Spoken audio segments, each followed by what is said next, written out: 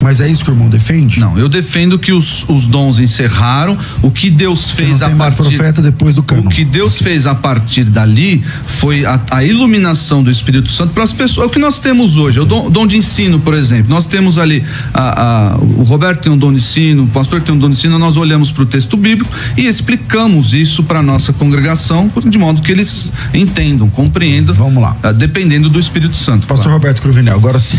Então vamos lá.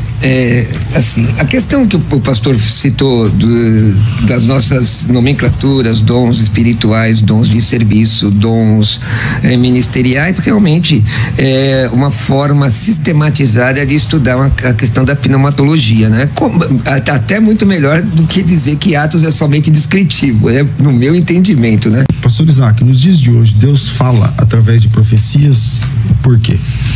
Não, Deus não fala através de profecias hoje, porque o dom de profecias ele teve um propósito específico que encerrou-se ali com a escrita do Novo Testamento, né? Lá em Efésios 3, no versículos 4 a 6, nós lemos que um dos objetivos do dom de profecias era revelar doutrinas desconhecidas de pessoas de outras épocas.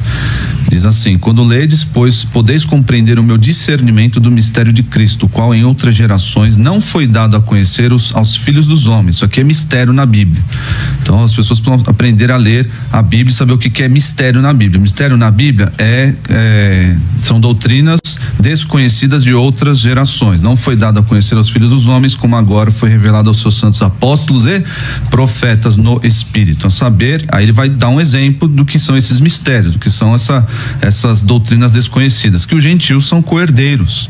Antes, no Antigo Testamento, o que acontecia? Só os judeus eram salvos, só os judeus eram herdeiros, e agora uma nova doutrina está sendo revelada por meio dos profetas, que os gentios são co-herdeiros, membros do mesmo corpo e coparticipantes da promessa em Cristo Jesus por meio do Evangelho.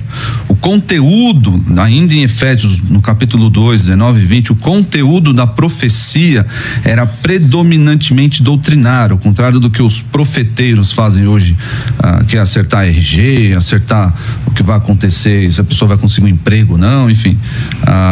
Lá em Efésios 2 diz assim: assim já não sois estrangeiros e peregrinos, mas concidadão dos santos, e sois da família de Deus, edificados sobre o fundamento, que é o fundamento, a doutrina dos apóstolos e profetas, sendo ele mesmo Cristo Jesus a pedra angular. Então, mesmo aqueles continuistas, vamos dizer assim, os continuistas clássicos, eles creem que a revelação bíblica, a revelação doutrinária, ela acabou.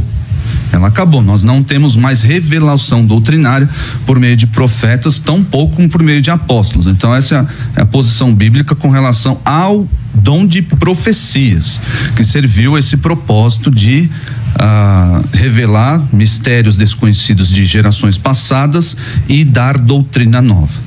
Vou dar a palavra para o Roberto aqui, porque tem outros textos aqui, a gente vai. Pastor Bruno, eu vou fazer a mesma pergunta para nortear, né, o início do debate. Sim. Nos dias de hoje, Deus fala através de profecias, e por quê? Como é que você sustenta a sua opinião? Então, vamos lá. De fato, Deus sim fala através de profecias. Aqui eu não estou citando a profecia de Nostradamus ou qualquer intervenção, porque a citação, inclusive, que o pastor Isaac falou, mistura um pouco profecia com palavra de conhecimento, não é? Que antigamente, no meu tempo, no tempo do pastor César, era chamado de dom de revelação. E nós vemos 3 dons que revelam no texto de primeira epístola de Paulo aos Coríntios, capítulo 3 e capítulo 12, na verdade. E quando eu observo o texto de Efésios que o pastor habilidosamente colocou, esse texto não está falando na manifestação profética, em que pese os nossos irmãos queridos, irmãos sensacionistas, eles defenderem que esses dons espirituais, eles terminaram e não se pode basear a exegese no texto de Atos, porque seria um texto descritivo, mas isso é somente uma alusão dogmática desses irmãos sensacionistas, porque a Bíblia não fala de descritivo, mas eu posso citar em outros textos da Bíblia. Um dos meus livros, que já está esgotado, Entendendo o Ministério Profético à Luz da Bíblia, eu faço análise da palavra, tanto no Antigo Testamento e no Novo Testamento. Bom, nós temos que entender o que é, primeiro, a profecia. Para que serve? A Bíblia diz, na primeira epístola de Paulo aos Coríntios, capítulo 12, versículo 7, a manifestação do Espírito é concedida a cada um visando um fim proveitoso. Desta forma, nós temos que entender que os dons espirituais, eles devem ser éticos e cristocêntricos. Já falei isso numa outra oportunidade aqui. A defesa do meu irmão pastor Isaac, ela é plausível do ponto de vista do theopneustos. Você que está nos ouvindo, a palavra theopneustos é a palavra grega para inspiração. Não se admite mais uma revelação de Deus que modifique a Bíblia. Isso é incoerente, isso não tem fundamento bíblico, isso é uma heresia. Todas as seitas advogam ter seus próprios escritos, as suas próprias revelações, mas não é essa a temática do debate. Nós não estamos falando de profecia, um agir de Deus, por exemplo, no sentido de ampliar a palavra ou produzir novos textos. Nós estamos falando do dom de profecia. Por exemplo, primeira epístola de Paulo aos Coríntios, capítulo 12, versículo 10. O texto diz: há outra operações de milagres, a outro profecia, a outro discernimento de espíritos. Minha pergunta é, lançando a pergunta em baila aqui a você que é o nosso teleinternauta e a você que não é nosso rádio ouvinte, chique essa. Chique. Eu pergunto a você, em que parte da Bíblia mostra que isso não existe mais? E aqui eu não estou fazendo a diferenciação entre o que é um dom ministerial de Efésios 4:11, que a Bíblia diz que Deus estabeleceu uns para profetas, e dom espiritual. Estou falando do dom espiritual mesmo. Por exemplo, no texto de Atos dos Apóstolos mostram manifestações proféticas, por exemplo, de Ágabo, que não tinha a ver com modificação de texto bíblico. Eu pergunto, Deus pode falar? Deus fala primordialmente através da palavra de Deus. 66 livros, 1.189 capítulos, 31.173 versículos, mais de 6 milhões de letras. E Deus, mais de 3 milhões de letras, é o sono, viu? Às 4 horas da manhã. Deus fala primordialmente pela Bíblia. Agora, Deus pode, na sua soberania, falar especificamente a um grupo, a uma pessoa, pelo dom de profecia? Acredito que sim. Bom, pastor Isaac, como é que o pastor Cruvinel citou aí a profecia de Ágabo o senhor é dispensacionalista, parece, né? Sim. Na dispensação da graça, na época da igreja, e ele tem aí 2 profecias de Ágabo na Bíblia e as profecias funcionam. Então, além de Ágabo, no capítulo 21 dos Atos, a Bíblia fala que Filipe, o que era diácono, tornou-se evangelista, tinha 4 filhas solteiras. Essas meninas também profetizavam. Ademais disso, você tem Pedro falando que surgirão falsos profetas no meio de vocês. Se são falsos, quer dizer que existem verdadeiros. Não tem muito sentido falar, esse aqui é falso. Era só falar que é profeta e não podia ter. Como é que fica essa questão de profetas aparecendo na Bíblia, falsos profetas, verdadeiros profetas? Tem profetas verdadeiros, profetas falsos. Homem profetiza, mulher profetiza. Quando Paulo fala para a mulher usar véu, ela fala que é no contexto de orar ou profetizar. A mulher na igreja podia profetizar desde que ela estivesse usando o véu e tudo mais. Como é que fica todas essas evidências? E aí o senhor fala, não tem profecia na época da graça. Ainda bem que eu não estou debatendo com você, viu, pastor César? Você entendeu? Calma, vai chegar a sua hora. Sua hora tá para chegar. Meu Deus. É que a minha parte quer apertar cada lado. Então, a pergunta é muito pertinente, assim, nós não o grande argumento aí, dá para chamar disso, o argumento dos cessacionistas ou até dos mais radicais, falar, não existe um versículo na Bíblia que diga que esses dons cessaram. Quando nós olhamos aí os textos de Romanos 12, tem uma lista de dons lá. 1 Coríntios 12 também tem uma lista de dons lá. E Efésios 4 também tem lá. Essa divisão aí, ministeriais, espirituais, isso não está na Bíblia, tá, gente? Isso aí o pessoal faz para efeito, para efeito didático. Aí o efeito do argumento deles, mas isso não está na Bíblia. Pra gente que tá ouvindo e não sabe, tá lá os dons? Não tem isso na Bíblia, tá? Então, a Bíblia trata isso como dons concedidos pelo Espírito Santo para a edificação da igreja. Essa pergunta do pastor César é muito pertinente, porque nós devemos olhar para a Bíblia considerando todo o seu escopo histórico e o momento que ela foi escrita. Então, tudo isso, todos esses eventos de Atos, o que o apóstolo Paulo escreveu em 1 Coríntios 12 e 1 Coríntios 14 também, que é muito utilizado aí, pessoal que defende o dom de profecia, tá falando aqui, ó, o apóstolo Paulo falando que valorizando o dom de profecias e tudo mais e tal, e contrapondo com o dom de línguas, né? Mas nós devemos olhar isso à luz do contexto histórico. O Novo Testamento estava sendo escrito e você precisava, a igreja de Atos, a igreja de Corinto, a igreja a quem Pedro escreveu, todas essas igrejas, elas precisavam de profetas. Para quê? Para revelar doutrina nova. Eles não tinham ainda, eles tinham o quê? O Antigo Testamento e algumas cartas ali que já foram produzidas. Então essas ao longo desse período, que os profetas revelavam doutrina nova. Como assim? Revelar doutrina nova?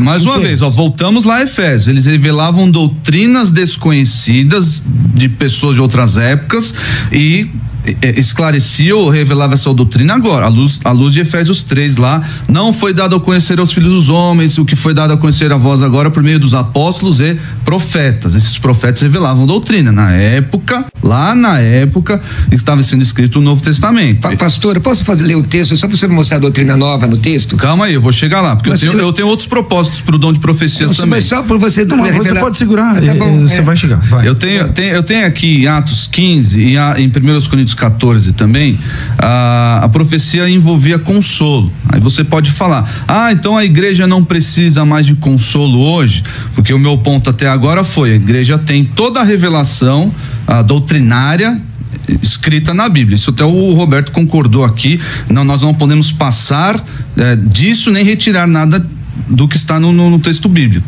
Aí Judas e Silas, eram também chamados de profetas. E qual a função deles? Consolaram os irmãos com muitos conselhos e fortaleceram. 1 Coríntios 14, 31, porque todos podereis profetizar, um após o outro, para todos aprenderem e serem consolados. Também tinha esse propósito aí na profecia. A questão de prever eventos, que é o que é mais enfatizado hoje, você prever o amanhã, isso aconteceu lá com Ágabo fez isso, mas isso gerou um grande impacto sobre a igreja de Jerusalém. Isso gerou um impacto positivo ou negativo? Positivo, vamos dizer assim, porque eles ficaram ali temerosos por causa de Paulo, né?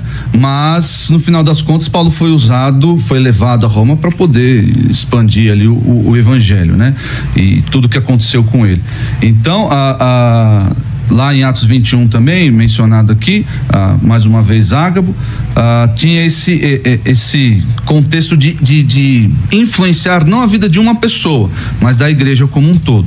Esses são os propósitos da profecia na igreja. São os propósitos. Nós devemos olhar para o dom de profecias à luz desses propósitos. Eles foram atingidos quando o cânon do Novo Testamento foi encerrado lá com a escrita de Apocalipse, e depois o concílio que os compilou. A igreja não precisava mais de profetas, mas continua tendo, né? Depois do fechamento do cânon. Se você depender, por exemplo, o texto mais confiável fora da Bíblia, porque aí fechou o cânon, tá fora da Bíblia, mas no Didaquê, que é a história dos primeiros discípulos, tem profeta, continua tendo profeta. Existe uma corrente aí, o pessoal, entre o cessacionismo e o continuismo, o pessoal se coloca no meio, diz que esse dom foi se desvanecendo à medida que as pessoas tinham discernimento, mas iluminação, não século, porque, iluminação do Espírito Santo para entender o texto bíblico. Mas é isso que o irmão defende? Não, eu defendo que os dons encerraram. O que Deus fez a partir profeta depois do cânon. O que Deus fez a partir dali foi a iluminação do Espírito Santo para as pessoas. É o que nós temos hoje, o dom de ensino, por exemplo. Nós temos ali o Roberto tem um dom de ensino, o pastor tem um dom de ensino. Nós olhamos para o texto bíblico e explicamos isso para nossa congregação de modo que eles entendam, compreendam. Vamos lá. Dependendo do Espírito Santo. Pastor Roberto Cruvinel, agora sim. Então vamos lá. A questão que o pastor citou das nossas nomenclaturas nomenclaturas, dons espirituais, dons de serviço, dons ministeriais, realmente é uma forma sistematizada de estudar a questão da pneumatologia, né? Até muito melhor do que dizer que Atos é somente descritivo, no meu entendimento, né? Agora, Atos 11:28, vamos só tentar entender um pouco o que o pastor falou, doutrina nova. Então, 11:28, apresentando-se um deles chamado Ágabo, dava a entender pelo Espírito que estava para vir grande fome para todo mundo, o qual sobreveio nos dias de Cláudio. Não tem nada de doutrina, questão de orientação. Não tem nenhum texto dizendo que isso aqui terminou. Quando a Bíblia fala e fala para tomar cuidado com pseudo-profetai, falsos profetas, e pseudo-didascalói, falsos mestres, como falou bem o pastor César Cavalcante, é óbvio porque existiam verdadeiros. Você só pode imitar aquilo que é de verdade. Agora observa aqui os textos. Eu não nego que naquela época existiam os textos bíblicos, olha. Sim. Veja lá. Atos 21:10 fala novamente do tal do profeta. Veja de novo, Atos 15:32, já não é nem Ágabo, Judas e Silas como profetas. Atos 21, de 8 a 10, as 4 filhas de Felipe. Então nós vamos observar que a atuação desses dons era algo corriqueiro e normal na igreja. Eu pergunto, nós aceitamos uns dons e rejeitamos outros? Aceitamos o dom de ensino de Efésios 4:11 e rejeitamos os dons e rejeitamos os outros dons, por exemplo, apóstolo, profeta, tá lá, tá escrito, aceitamos um e rejeitamos outros. Bom, eu não vejo coerência nisso. Dizer que esses dons estão se desvanecendo, qual é a fundamentação exegética, querido irmão? Você que está com a sua Bíblia na sua mão aí, me ajuda a procurar nesse texto todo da Bíblia um texto, um versículo que possa dizer que o dom se desvaneceu, ou o dom não foi mais usado. Ora, o Didaquê, já foi citado aqui, um documento importante da igreja cristã, embora não tenha inspiração, mostra a existência dos dons espirituais, de todos os dons espirituais. Eu sou um defensor dos dons espirituais, conforme diz, através da instrumentalidade do apóstolo Paulo, no capítulo 12, nos versículos 5 a 8, assim também nós, quanto muitos somos um só corpo em Cristo e membros uns dos outros, tendo, porém, diferentes dons segundo a graça que nos foi dada. É presente de Deus, é graça, por isso que é carisma, não é? O que? Profecia segundo a proporção da fé. Primeira epístola de Paulo aos Coríntios, capítulo 11, não é Atos, não é? É doutrinária, epístola do doutrina. Paulo ensinando, fala exatamente da regulamentando a manifestação dos dons, porque Corinto tinha muito poder e muita carnalidade ao mesmo tempo. Ok. Pastor Cruvinel falou aí sobre os textos gregos e tudo mais. Agora, vamos lá. Pastor Isaac, o senhor aceitou essa história de que naquela época havia falsos profetas, então obviamente se entende que havia o verdadeiro. Como é que faz quando Jesus profetiza que no fim dos tempos haverão falsos profetas? Falsos mestres, não? Falsos profetas também. Não, bom, falso profeta sempre vai existir.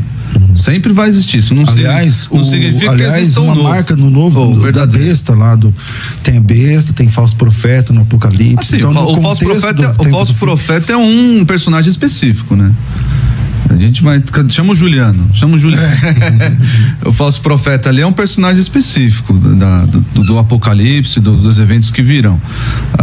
Mas quando eu preciso fazer aqui uma ressalva para os irmãos que estão ouvindo, especialmente com relação aqui aos profeteiros.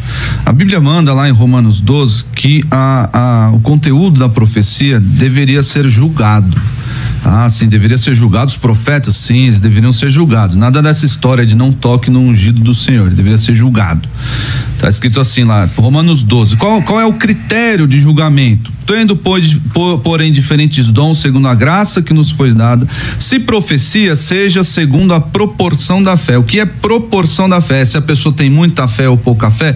Não, absolutamente não. É segundo o que foi dado, o que foi doutrinariamente entregue pelos apóstolos e pelos profetas, segundo Efésios 3. Então, não é se a pessoa tem muita fé, ela vai ser um profetão.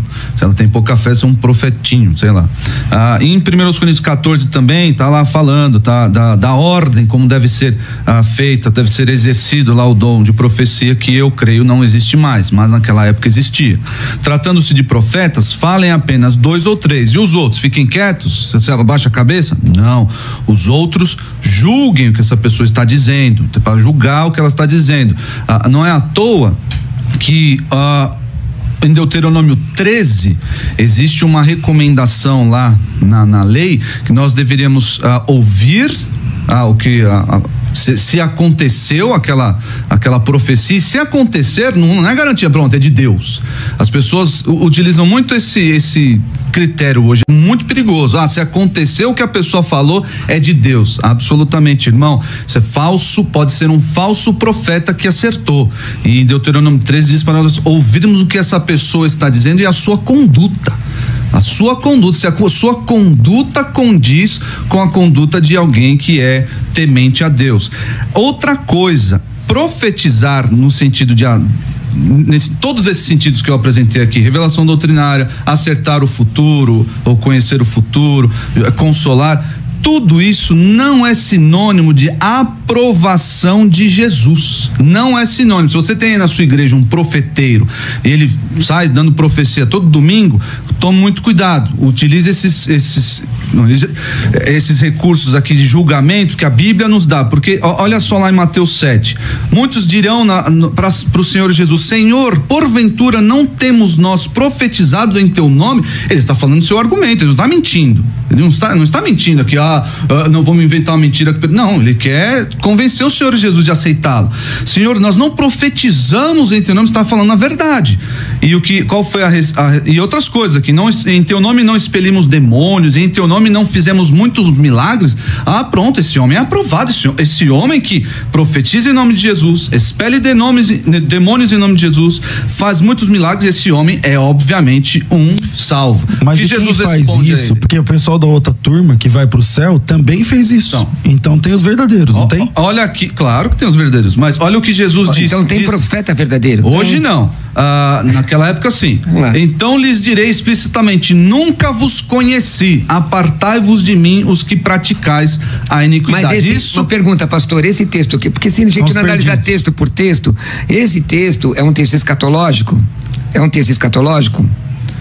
Esse que o senhor está lendo, exatamente esse aí. Pois não, é escatológico. Uma situação que aconteceu, que vai acontecer no fim. Então o irmão está dizendo, então é escatológico, é o último, né? Então o que acontece, pastor? O senhor leu o texto e falou daqueles que profetizaram e foram reprovados. Na outra turma, como diz o pastor, também tinha os profetas. E está se referindo o quê? A graça, a lei, o que é?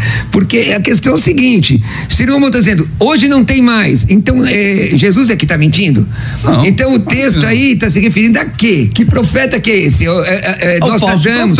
Então, mas peraí, mas na outra turma tinha... Ao falso profeta que profetizou corretamente. Tá bom, pastor. Ao falso profeta que expeliu o demônio. Peraí, pastor, mas nós entendemos. Nós entendemos. Aí do lado de lá, por exemplo, eu não tô dizendo aqui, aí é uma assunção de vocês. Eu não tô dizendo aqui que o profeta, quando ele existiu e ele fez essas coisas aqui, que todos esses que fazem esses 3 atos aqui são falsos. Não é isso. Eu estou dando aos irmãos aqui um critério que muitos ignoram. Então, mas eu entendi, até eu entendi, pastor. Aí dentro desse texto aí, maravilha. Aí nós falamos qual é a função da profecia, mas aí vamos voltar para o debate. É o seguinte: século 21, ninguém pode ser usado na soberania de Deus, Deus soberano. E Deus como usou Ágabo, usar alguém para trazer a consolação que o senhor falou, uma direção específica, sim ou não? Eu gosto muito desse argumento, porque é o seguinte: as pessoas acham que Deus, ele não tem uma ordem nos meios que ele decide agir. Deus é ordeiro, ele tem um modus operandi específico. Ele não é assim, hoje vai ter profeta, amanhã vai ter apóstolo, Deus faz o que quiser. Sim, eu creio que Deus é soberano, ele faz o que quiser, do modo que quiser. O vento sobe onde quer. Só que Deus demonstra, por exemplo, um exemplo simples: aprove a Deus salvar os que creem pela loucura da pregação. Esse é o modo que Deus escolheu para salvar os perdidos. Mas eu pergunto, irmão, Deus pode salvar através de uma mula falante? Mas irmão é jogar todo esse modo. Mas irmão acha que Deus está circunscrito a Westminster? O senhor acha que Deus está circunscrito ao dogma daqui? Porque o irmão falou assim, eu creio nisso, mas eu creio no exegese. Baseado em que texto da Bíblia? Já disse, a exegese, ninguém faz exegese de um versículo então, cria uma doutrina em cima de um versículo. Mas então vamos fazer de vários. Estou fazendo exegese.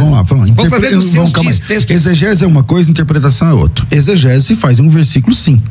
Exegese se faz de versículo em versículo. Não tem como você fazer exegese de uma perícope inteira. Exegese, aliás, é por palavra. Exatamente. Então isso é exegese. Agora, interpretação, aí sim, aí você precisa de vários textos, a proporção da fé.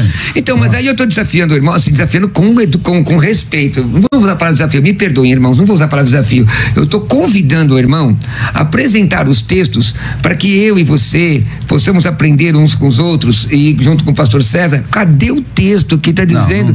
Não tem esse texto. Se não existe, estamos conversando. Ninguém faz interpretação, ninguém faz doutrina com um versículo. Não, mas então vamos Quem faz isso são as seitas, tá bom, são os falsos profetas, são os falsos mestres. Eu tenho que fazer um intervalo, mas antes eu vou deixar uma pergunta. Na história da igreja existe uma profecia. Na história da igreja, na história medieval da igreja, existe uma profecia dada por John Huss. Você já deve ter ouvido essa profecia. John Huss era um pregador reformador, né? Um pré-reformador, junto com Savonarola, junto com aquela galera que está antes de Calvino, antes de Calvino e antes de Lutero. E na fogueira ele profetizou. Ele falou: hoje vocês estão matando, porque a palavra Huss significa ganso na língua alemã lá, e ele está dizendo: hoje vocês estão matando um ganso, mas daqui 100 anos Deus vai levantar um cisne e vocês não vão poder fazer nada contra ele. Exatamente. 100 anos depois, quem chega? Martinho Lutero, e de fato não morreu assassinado, e ele apertou o botão lá, o start do que hoje é reforma, e nós que estamos aqui nessa mesa e todos os ouvintes desse programa somos resultado historicamente desse estopim que foi essa bandeira levantada por Lutero. Seria isso uma profecia? Na volta a gente Aí eu pergunto, então John Huss era endemoniado ou era carnal? Não, Essa questão. John Huss.